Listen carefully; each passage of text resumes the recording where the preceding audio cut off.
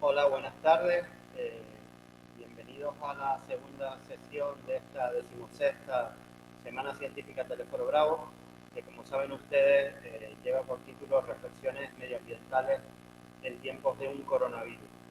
Les damos la bienvenida a todos los que nos están siguiendo por YouTube o por el Facebook del Instituto de Estudios Históricos de Canarias. Y hoy nos acompaña Julio Afonso Carrillo, que como saben también es el director de este ciclo y que hace 16 años tuvo la afortunada idea de recuperar una iniciativa de divulgación científica, en este caso en honor de Teleforo Bravo. Lo volvemos a celebrar en esta semana. Su conferencia lleva por título Tiempos de profundas transformaciones de los paisajes submarinos del litoral canario, y es un tema del que Julio es perfecto conocedor. Fue catedrático de botánica de la Universidad de La Laguna y su especialidad es precisamente las algas y la vida marina vegetal del litoral, de la costa. No me voy a extender mucho más, simplemente decir que es un placer estar con todos ustedes. Esperamos que disfruten de la conferencia y les dejo con Julio. Muchas gracias. Muy bien. Muchas gracias, Jaime, por tus palabras. Quiero, sobre todo, siguiendo la línea de los comentarios de Jaime, agradecer el esfuerzo que se está haciendo para seguir este ciclo de conferencias desde casa. Y sin más, me voy a introducir en el tema de la conferencia. Tiempos de profundas transformaciones en los paisajes submarinos del litoral canario. Yo no quería empezar mi intervención sin hacer referencia al protagonista de este año, al SARS-CoV-2, el coronavirus, que ha transformado totalmente la vida durante este año. Recordaremos, yo creo que por siempre, este año, el 2020, como el año de la pandemia de la COVID-19. Un año difícil, un año duro, en el que nos sacudió un tremendo terremoto sanitario, económico y social, que ha generado sobre todo bastante sufrimiento, bastante ansiedad, bastantes tragedias personales, es decir, un año realmente triste y complejo. Lo que está ocurriendo con la COVID-19, pues es una crisis que sin duda tiene una cierta vinculación con la crisis que están soportando los ecosistemas de este planeta. Es una crisis que surge fundamentalmente por el daño que esta especie, la especie humana, está ocasionando en un medio, causando constantes desequilibrios, destruyendo hábitats, eliminando especies, de tal manera que hemos llegado a una situación en la que esta maraña tan compleja de organismos que constituye la biosfera, en la que cada especie tiene su lugar y todas son importantes, estamos comprobando cómo ese equilibrio se ha roto y que muchos organismos no encuentran un lugar y causan estragos como los de la costa. Este año ha sido un año, si quieren, de humillación, en la que la especie más inteligente se siente humillada por un organismo que apenas llega a medir 100 nanómetros, la centésima parte de una micra, es decir, un organismo diminuto que es capaz de provocar la hecatombe que hemos estado viviendo. Han sido tiempos para la reflexión. El aislamiento y el confinamiento nos han permitido reflexionar sobre lo que está ocurriendo y cómo debemos cambiar nuestra forma de entender la vida. Un tiempo para comprobar que tanto como sociedad y como especie nos hemos enfrentado a la pandemia de una forma bastante extraña.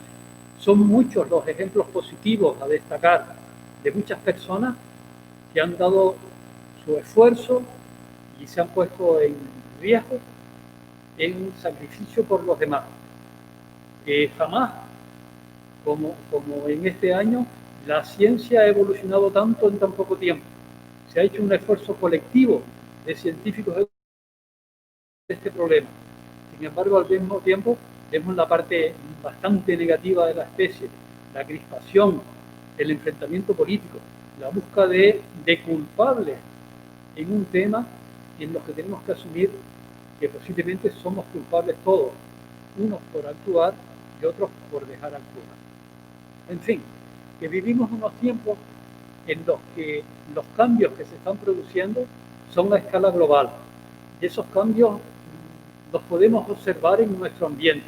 Basta acercarse al litoral para asumir y contemplar los profundos cambios que están teniendo lugar en el medio marino canario. Hace unas 4 décadas aproximadamente, cuando me decanté por la biología como vocación y por el estudio de los organismos marinos, de las plantas, las algas y las hierbas marinas, los primeros esfuerzos, y sobre todo durante las 2 primeras décadas, fue un esfuerzo encaminado a estudiar, a describir y a conocer los organismos que vivían en el mar, que aunque habían sido objeto de unos estudios bastante valiosos, todavía quedaban lagunas muy importantes por resolver. Sin embargo, cuando uno repasa su trayectoria personal, lo que observa es que, por el contrario, las 2 últimas décadas de mi trabajo como investigador, pues poco a poco ganaba más peso el realizar estudios dedicados a evaluar los daños que la actividad humana estaban provocando sobre esos organismos. Primero la destrucción de hábitat, después la contaminación, para terminar con el calentamiento global y la acidificación de los océanos. De manera que en la conferencia que vamos a seguir esta tarde, pues he buscado una serie de ejemplos que ilustran de alguna manera esos profundos cambios que están teniendo lugar en el litoral, y lo he centrado en 3 grupos de organismos: en los bosques de musgo amarillo, en los bosques de musgo negro, en las algas coralinas costrosas, es decir, en los caliches, y por último dejo una reflexión para el final, para señalar que todavía nos queda mucho que aprender de los organismos canarios, viendo dos ejemplos importantes, como son las algas rojas gelatinosas y un ejemplo reciente de una alga roja recolectada en la zona de la Rapanui. El primero de los temas son los bosques submarinos de musgo amarillo, los de Treptacantha abies marina. La imagen que está proyectada es de apenas una decena de años y da una imagen de cómo eran parte de estos campos submarinos cuando descendía la marea, y en ese momento de máxima baja mar era posible reconocer esos extensos campos de color pardo amarillento en los que crecían densamente estas algas. Pues bien, lo primero que hay que señalar de esta planta, de Treptacantha abies marina, es que hasta hace prácticamente un año en el mundo científico era conocida como Cystoseira abies marina, que fue el nombre que propuso el sueco Carl Adolf Agar en 1820 para una alga que el alemán Samuel Hemelin había descrito como Fucus abies marina en 1762. Aunque en 1843 el alemán Friedrich Hupsing había propuesto que esta planta era lo suficientemente distinta para incluirla en un género nuevo, el género Treptacantha, como Treptacantha abies marina, esa consideración no fue aceptada por la mayor parte de los científicos, de manera que hasta el año pasado se la denominaba Cystoseira abies marina. ¿Qué ocurrió el año pasado? Que nuevas evidencias moleculares, es decir, la realización de PCR a las algas, han dado la confirmación de que las diferencias genéticas son lo suficientemente importantes, junto con las morfológicas, para tratarlas como un género distinto, como Treptacantha abies marina. Esos son los datos de Orellana y colaboradores el pasado año. Bueno, sobre los bosques de musgo amarillo, tengo que reconocer que mis primeros recuerdos de estas comunidades están ligadas a mi infancia y a la playa de Martián. Y la relaciono porque en los baños en la playa durante los veranos era común observar cómo en la orilla de la playa, sobre todo en la zona de la Barranquera, se acumulaban a finales de verano unas elevadas cantidades de musgo amarillo desprendido que las olas arrastraban y acumulaban en la orilla, donde era posible encontrar verdaderas murallas de casi 2 metros de alto y 3 o 4 metros de grosor, que se formaban en el nivel de la marea. Esas algas procedían de los extensos fondos de la zona de Martianes, que son básicamente todos rocosos, y que seguían hacia la zona de ubicado en la actualidad el lago de Martianes, y eran tan densas esas poblaciones que permitían esos aportes en la orilla. Allí, en la orilla, esas algas se iban descomponiendo lentamente, dejando un rastro de olores tan característicos de estas algas en descomposición. El aspecto del alga es una alga pardo amarillenta de aspecto espinoso, como se ve en la imagen.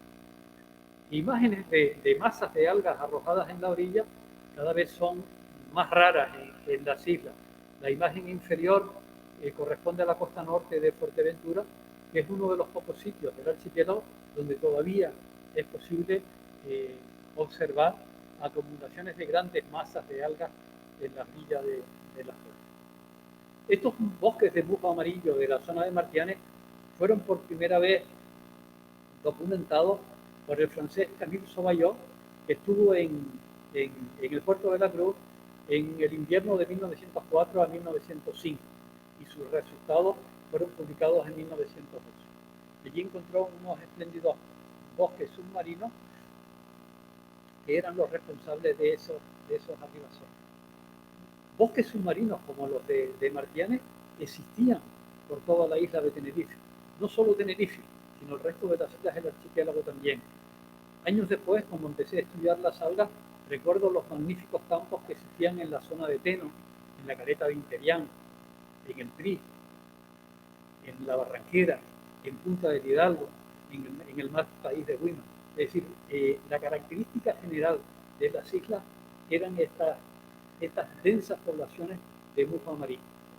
A finales de los años 80, Real Harrison, de 1987, llegó a evaluar las arribaciones de este musgo amarillo en la isla de Tenerife y estimó que eran del orden de 5.000 toneladas métricas anuales, lo que es mar arrojado. Y fíjense que los estudios que se sabe de otras regiones es que aproximadamente solo un 30 o un 40% de las algas desprendidas acaban en la orilla. El resto, las corrientes las llevan mar adentro y sedimentan hacia los fondos.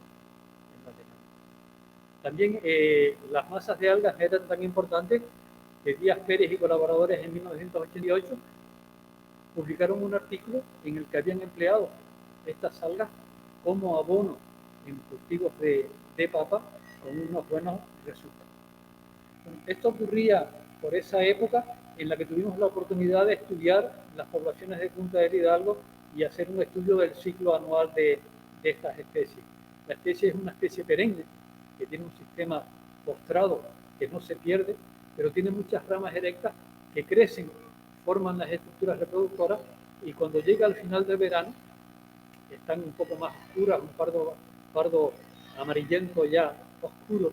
Estas ramas, con los primeros temporales de finales de septiembre, se desprenden y es cuando son arrojadas en la orilla.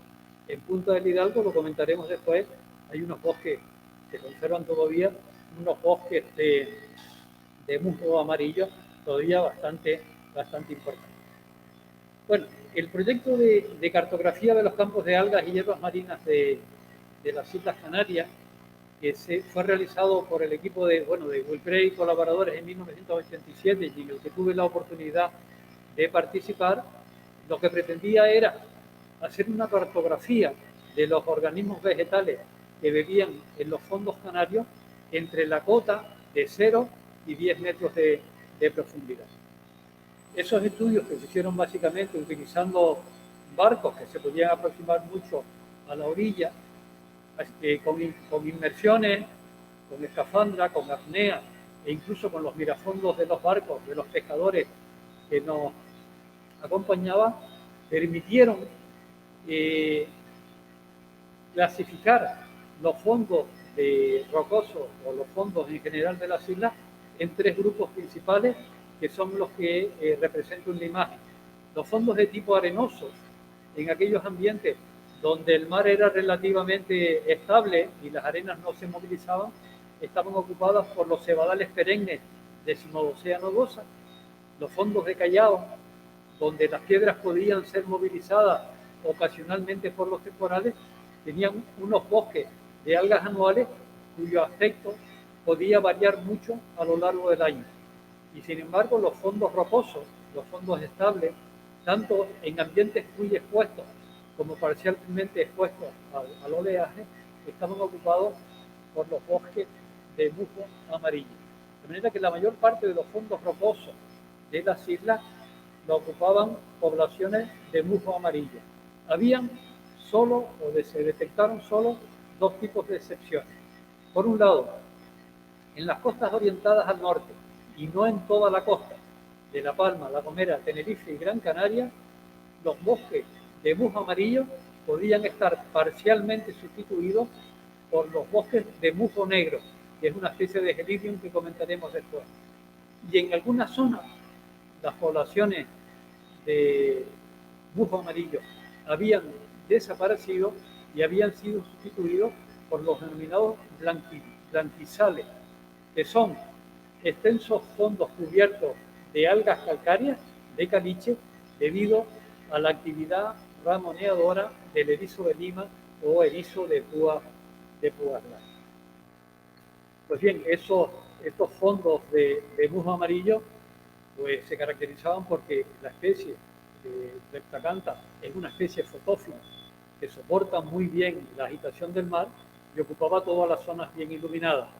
Cuando la costa no era relativamente plana, sino que el acantilado descendía bruscamente, la presencia de Cystosaira estaba limitada a una pequeña banda, a una pequeña orla en la base del acantilado. Las poblaciones eran básicamente, exclusivamente de Treptacantha abies marino. Solo en algunas ocasiones podíamos reconocer algunas plantas de sargazo, esas algas reconocibles por sus flotadores esféricos tan característicos, y en la zona, en las oquedades o en los paredones protegidos algo de la luz, algunas dictiotales como el abanico este de los dos. Bueno, en los años 80 empezamos a detectar los primeros problemas. Los primeros problemas los detectamos por la falta de arribazones de algas desprendidas en localidades donde era habitual que fueran abundantes a finales de verano. Esa caída en los arribazones coincidió con el importante desarrollo turístico, con el boom turístico de esos años, que estuvo ligado a una importante destrucción de hábitat y al incremento de la contaminación por efluentes urbanos. De manera que las evidencias que había en aquel momento de una sustitución gradual de las plantas de musgo amarillo por céspedes de coralina o por lechugas de mar eran una indicación de que la contaminación urbana jugaba un papel importante en el retroceso de las poblaciones del musgo amarillo. Sin embargo, también durante la realización de otro proyecto a finales de los años 80, entre 1989 y 1991, en el que se estaba estudiando el bosque de musgo amarillo del Malpaís de Güímar, que era un bosquete situado a unos 5 metros de profundidad, se tuvo la posibilidad, mediante muestreos que se hacían de manera trimestral, de detectar cómo a lo largo de esos 3 años las plantas musgo amarillo iban paulatinamente desapareciendo al tiempo que se estaban incrementando las poblaciones del erizo de Lima. De manera que en 1991, cuando dejó de muestrearse por el final del proyecto en la localidad, había desaparecido prácticamente el bosque de musgo amarillo y había sido reemplazado por ese blanquizado dominado por algas coralinas costrosas y por el erizo de Lima Diadema africana. Son los datos de Medina y Yarún de aquellos años. De manera que, con la información que teníamos en ese momento, todo parecía indicar que la regresión de los bosques de musgo amarillo se debía por la suma, por la acumulación de distintos impactos ligados al hombre, la destrucción de los hábitats, la contaminación y la proliferación del erizo de Lima. De manera que los blanquizales se fueron extendiendo por los fondos canarios entre aproximadamente unos 2 metros de profundidad y 40 metros de profundidad, de manera que eran posiblemente el paisaje más habitual en los fondos de las islas a finales de los años 90. Sin embargo, esa regresión de las poblaciones no significaba que la especie había desaparecido en las localidades donde crecía. Seguía estando presente, pero en todos los casos eran individuos pequeños, de reducido tamaño, que se acumulaban en el borde del límite de bajamar. Es decir, ya no crecían formando bosques entre 0 y 10 metros de profundidad, sino que se limitaban en una pequeña franja en el nivel 0.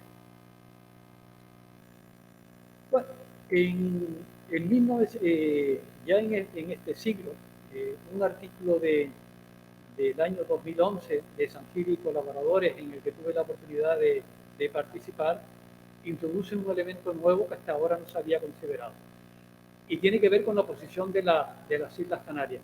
Las Islas Canarias son unas islas subtropicales, o lo que quiere decir, o lo que es lo mismo, que son islas casi tropicales. Son templadas o cálidas, pero están próximas de la frontera tropical. De manera que desde el punto de vista visual, las islas corresponden al límite sur de la zona templada en este lado del océano. Pero en las islas se da otra circunstancia muy importante, y es que debido al afloramiento de agua fría que existe al noreste de las islas, existe un gradiente de temperatura del agua superficial de prácticamente 2 grados entre las islas orientales y las islas más oceánicas, las islas más occidentales. De manera que las aguas de La Palma y el Hierro son las aguas más cálidas, mientras que las de Lanzarote y Fuerteventura son las más frías.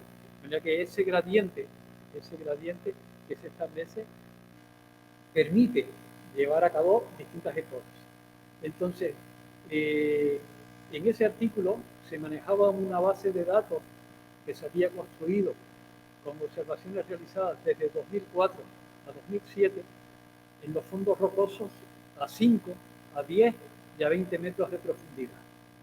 Y la hipótesis que se planteaba es, si existe ese gradiente en la temperatura superficial, cabe esperar que las especies con afinidades tropicales sean más abundantes en las islas de La Palma y el Hierro, mientras que por el contrario, las de zonas templadas sean dominantes en las islas más orientales.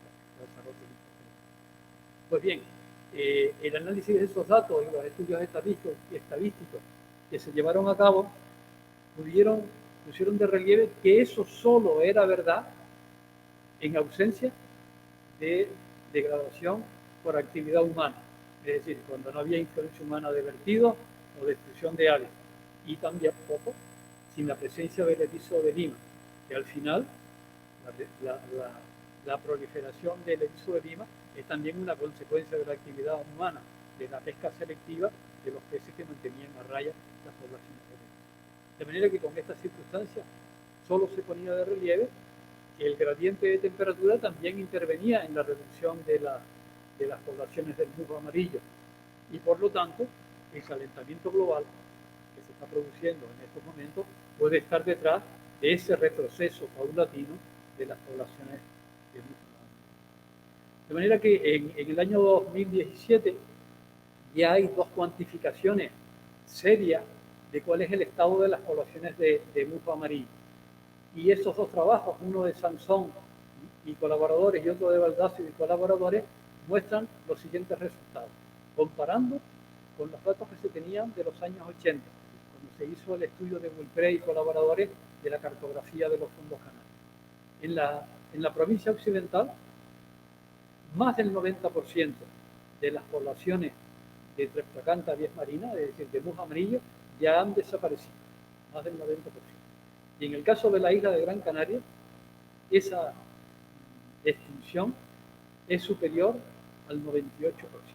Es decir, que prácticamente en Gran Canaria los campos o los bosques de musgo amarillo han desaparecido. En estos momentos quedan algunos ejemplos de bosques que se pueden aprovechar para ver estos organismos antes que terminen de desaparecer de las islas occidentales. En Punta del Hidalgo todavía se conserva un bosque de musgo amarillo bastante considerable, y en el norte de la isla del Hierro también. Ahora, ante esta situación surge un problema nuevo, y es decir, de los elementos que podemos frenar, la contaminación podemos manejar la destrucción de hábitat, podemos intentar frenar a nivel global el calentamiento global, pero es mucho más complejo. Pero el elemento que habría que analizar es qué es lo que pasa con el erizo de lima, cómo poder regular las poblaciones del erizo de lima. En eso se estaba batallando cuando tuvieron lugar dos mortalidades masivas de erizos, una en abril de 2010, que fue documentada por Clemente y colaboradores en 2014, y otra durante febrero a marzo de 2018, que fue documentada por Hernández y colaboradores este mismo año. Esas dos extinciones han supuesto la desaparición de más del 90% de las poblaciones de erizos a nivel del archipiélago. De manera que el organismo que estaba regulando la distribución de las algas en el fondo del mar prácticamente ha desaparecido, y ahora hay espacio libre para que las algas vuelvan de nuevo a colonizar el territorio que antes ocupaba. Bueno, ¿qué es lo que ocurre? ¿A qué se deben estas extinciones? Pues de acuerdo con Hernández y colaboradores, al parecer, y esto es algo que ha ocurrido en otras regiones del mundo, los temporales originados que proceden del suroeste, que son bastante raros, pero que en los últimos años han ocurrido en varias ocasiones, como es el caso del Cintia en 2010 o el Emma en 2018, provocan un movimiento importante de sedimentos en los fondos, sobre todo en las costas del sur, y al parecer remueven de los sedimentos una ameba patógena, un organismo, un microorganismo unicelular, la Paramoeba, posiblemente Brachyphylla, que una vez movilizada se fija al tegumento de los erizos, los enferma y les provoca una debilidad que acaba con su vida. Ese fenómeno ha sido descrito en otras regiones del mundo, sobre todo en las costas americanas, y ha sido descrita como tormentas asesinas por la elevada mortalidad que provoca. Pues bien, la desaparición del erizo ha dejado un espacio libre que estamos comprobando en estos momentos que no está siendo colonizado por el musgo amarillo, está siendo colonizado fundamentalmente por dictiotales, es decir, especies de afinidades tropicales, que eran aquellas que al parecer se encuentran más a gusto con las actuales temperaturas que hay en el océano. Bueno, para acabar este capítulo, no me he resistido a poner esta imagen de Carlos Sangil, que es uno de los investigadores del departamento que trabaja en el equipo de algas, que subió a Facebook el pasado 6 de octubre. Es una fotografía obtenida a 20 metros de profundidad al norte del Roque del Este, donde existen extensos bosques submarinos de estas algas pardo amarillentas, y que él tituló como los últimos bosques submarinos. De manera que es posible que en los próximos años estas algas se vayan acumulando en la parte oriental del océano. Bueno, el segundo tema del que quería hablar es de los bosques submarinos de musgo negro, que es el aspecto que tienen cuando quedan parcialmente a la vista, cuando desciende la marea, es el que está en esta imagen. Es una alga roja que tiene este aspecto tan particular y tan característico, un negro violeta cuando se seca. Es de las pocas especies que es endémica de Canarias, es decir, que tiene una distribución muy restringida. Fue descrita a partir de individuos de aquí del Puerto de la Cruz, y tiene su historia también nomenclatural, porque originalmente fue descrita como una variedad de un Gelidium cartilagenio, que era una especie de Sudáfrica.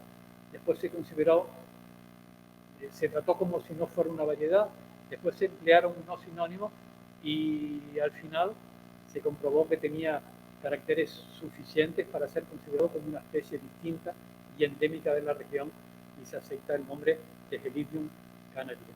Es decir, que es de las pocas joyas vegetales marinas que tenemos en Brasil. Los bosques de musgo negro compiten en el espacio con los bosques de musgo amarillo. De manera que imágenes como la que estoy proyectando, en las que se ven las manchas pardo-amarillentos de Treptacantha mezclados con las manchas negras del Gelidum negro, son relativamente habituales en la costa, en las costas donde está presente, y fueron documentadas desde principios del siglo XX por Sobayó, por Borghese y también por los británicos Lapson y Norton en los años 70, sobre todo en las poblaciones del puerto de la Cruz. Lo más curioso que tiene esta planta es que su abundancia en el norte de la isla de Tenerife era tan elevada que es de los pocos ejemplos que se tienen de algas que hayan sido utilizadas desde el punto de vista industrial. En el caso concreto del musgo negro, se utilizó como materia prima para la extracción de agar, y este es un tema del que tuve la oportunidad ya de hablar hace muchos años y escribir un artículo sobre este apartado. El agar es una sustancia muy importante ahora, sobre todo desde el punto de vista de la alimentación y también de uso en microbiología, y para aquellos años, por los años 50, entre 1951 y 1966, que cuando se realizaron las recolecciones, pues interesaba sobre todo para la industria farmacéutica, para el tema de preparación cultivo y preparación de vacunas. El contenido en agar del Gelidum canariense es bastante elevado, de manera que aproximadamente una cuarta parte del peso seco del alga es agar. Pues bueno, para no entretenerme en este tema, el puerto de la Cruz, en el que tuvo lugar las 15 campañas sucesivas de recolección de musgo amarillo de musgo negro durante el verano, era el puerto de la imagen, una ciudad pesquera y agrícola, en la que las plataneras estaban rodeando un pequeño casco en el que habían casi una decena de almacenes de empaquetado de plata. Es decir, que esa es la imagen. El Instituto Llorente, que era un centro farmacéutico de Madrid, y su filial Prona, fueron los que promovieron el uso del musgo negro, y la historia está ligada al empaquetado de Sao y a don Ignacio Torrent, que fueron los que los gestionaron. Durante 15 años se extrajeron aproximadamente entre 40 y 50 toneladas de peso seco de este alga, que se cosechaba arrancándolo en el nivel de baja mar, o se aprovechaba los arribazones que arrojaba al mar a finales de verano, donde los pescadores, las mujeres y los niños lo recolectaban en el nivel de marea y lo llevaban y lo secaban antes de llevarlo al empaquetado. Allí se prensaba, se empaquetaba, iban camiones hasta Santa Cruz, hasta Cádiz en barco, y de allí en tren hasta la factoría que estaba en Guadalajara. Es decir, es una historia que la he traído aquí simplemente para resaltar el hecho de la biomasa importante que había de estos organismos que propiciaron su uso. Bueno, también de esa época tuve la oportunidad de participar en el estudio del ciclo anual de esas algas. Es una alga bastante elegante, cuya morfología se transforma paulatinamente a medida que está fértil. El periodo fértil más importante ocurre a finales durante primavera y finales de verano, de manera que cuando llega a final de verano las plantas ya maduras suelen desprenderse de forma natural con los primeros temporales, acumulándose en la orilla. Durante el desarrollo de la cartografía de Wilprey y colaboradores que comenté antes, se tuvo la oportunidad de determinar exactamente la distribución que tenían las poblaciones de este gelidio. Están ligadas exclusivamente a pocas poblaciones del norte de algunas islas. De manera que al tratarse de un organismo endémico y con tan delicada distribución, es una especie muy sensible a desaparecer. Bueno, igual que sucedió con el musgo amarillo, a principios de los años 90 ya se detecta que los arribazones de esta especie han desaparecido, y por el contrario se está provocando un incremento de arribazones de una especie morfológicamente parecida, el falso gelidio, que se está extendiendo poco a poco. Es una planta muy parecida, pero de color rojizo. Y como sucedía en el caso del musgo amarillo, se pensó que básicamente la contaminación y la destrucción de hábitat estaba detrás de todo esto. Esta paulatina desaparición del musgo negro, que va siendo sustituida por el falso gelidio, se ha ido constatando en distintas publicaciones a lo largo del presente siglo. De manera que no solo las poblaciones son cada vez más reducidas, sino que también se ha reducido considerablemente el tamaño de los individuos, que ya rara vez alcanzan los 20 centímetros de longitud, cuando en el pasado lo habitual es que fueran cerca de 30. Ahora no hay arribazones de musgo negro, sin embargo, los grandes aportes de algas que ocurren sobre todo en Playa Jardín están ligados a este falso gelidio, que es el que se acumula en la orilla a finales de verano, durante todo el verano, pero sobre todo a finales. Pero que curiosamente en los 2 últimos años ha descendido también de una forma brutal. Lo que está ocurriendo es que también el falso gelidio, aquí hay imágenes del litoral de apenas 10 años en los que se ve cómo están desapareciendo las poblaciones del nivel de marea de estas algas y están siendo sustituidas por los caliches. Son imágenes de la misma zona en la que se está detectando cómo el musgo negro ha dejado espacio cada vez más al falso gelidio y cómo los falsos gelilios están siendo sustituidos por esa cubierta dura que son los caliches. Bueno, pues todas estas especies,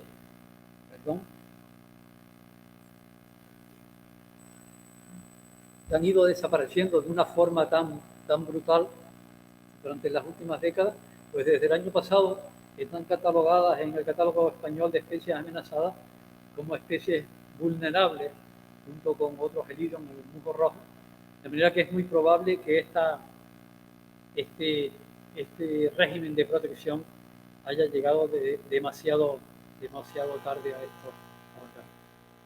El tercer grupo de organismos que quería comentarles es el de las algas coralinas costrosas, o los caliches. Estos organismos son muy particulares porque, aunque son algas, el aspecto es un aspecto totalmente pétreo, debido al hecho de que las paredes de las células de estos organismos, prácticamente todas, menos las reproductoras, están impregnadas de carbonato cálcico. La riqueza de las costas canarias en diferentes especies de caliche fue confirmada desde los primeros estudios que se realizaron en las islas. Los caliches que recolectó Sobayó los estudió el noruego Fosli en 1905 y 1906, y los que recolectó Burgesen los estudió la francesa Lemoine en 1929. De manera que tenemos una elevada diversidad de caliches distintos, y es un grupo por el que yo siento particular debilidad, porque no en vano fue el tema de mi tesis doctoral, que realicé que defendí en 1982. Durante ese tiempo tuve que familiarizarme con la compleja metodología de estudio de estos organismos, revisar los materiales que se habían empleado en las islas y realizar un protocolo para los estudios anatómicos bastante engorroso, que necesitaba realizar secciones histológicas debidamente orientadas para poder reconocer de una forma adecuada la disposición en filamento de estos organismos y al mismo tiempo reconocer sus estructuras reproductoras. Bueno, un esfuerzo que realicé durante un montón de años, en el que pasé muchos meses levantando dibujos al microscopio de estas estructuras que hasta ese momento no habían sido documentadas. Bueno, años después de defender la tesis, empezó a desarrollarse la aplicación rutinaria del microscopio electrónico de barrido, que simplificaba notablemente el estudio de estas algas. Como se ve aquí en la imagen, en las paredes de la célula tienen carbonato cálcico bajo la forma de calcita, una calcita rica en magnesio que tiene el problema de que es la más sensible a la descalcificación. Los estudios anatómicos se simplificaban y ahora era posible estudiar estos organismos sin acudir a aquellas complejas técnicas que utilicé durante el desarrollo de la tesis. De manera que durante muchos años esta metodología había servido para reconocer especies y organismos. Sin embargo, el desarrollo, sobre todo en la última década, de la aplicación de la biología molecular al estudio de estos organismos, ha puesto de relieve un hecho que se sospechaba pero que no había forma de confirmarlo. Y es que la diversidad de especies, la diversidad específica en este grupo había sido clamorosamente subestimada. Es decir, que lo que pensábamos que era el rango natural de variación morfológica de una especie correspondía a especies distintas. De manera que el reto que existe en la actualidad es el reconocer, utilizando herramientas moleculares, la gran diversidad de especies que existen en una región. Los primeros datos que se han manejado para otras regiones indican que aproximadamente solo están bien identificadas una quinta parte de las especies de cada región. De manera que hay un esfuerzo, un trabajo ingente a realizar todavía. En unos organismos que han tenido un éxito evolutivo increíble. Con su talo calcificado han dejado un importante registro fósil, de manera que son organismos antiguos y que tienen la capacidad de colonizar todos los ambientes frente a la luz, es decir, son capaces de crecer desde la zona de marea hasta la mayor profundidad, donde pueden crecer organismos fotosintéticos pluricelulares, es decir, del orden de 200 o más metros de profundidad, son los que crecen más bajo. Con respecto a la temperatura, son capaces de ser abundantes en las zonas polares y dominar en las zonas tropicales, es decir, dominan esos ambientes. Frente al estrés por la hidrodinámica marina, son los únicos organismos que son capaces de soportar las puntas o los fondos con una violencia del oleaje mayor, porque evidentemente su morfología evita ser desprendidos por los golpes de las olas, y al mismo tiempo son los únicos que son capaces de prosperar en aquella zona donde existe una elevada presión de herbívoros, como es el caso de los erizos y los blanquíceros. También en los últimos años se ha detectado que hay unos organismos que viven desprendidos, que son los lechos de rodolitos, que son pequeñas algas calcáreas que las corrientes acumulan en algunos fondos y que son particularmente importantes para mantener la vida en los océanos. Están presentes en todas las latitudes, llegan hasta unos 150 metros de profundidad y generan unos hábitats de una elevada complejidad.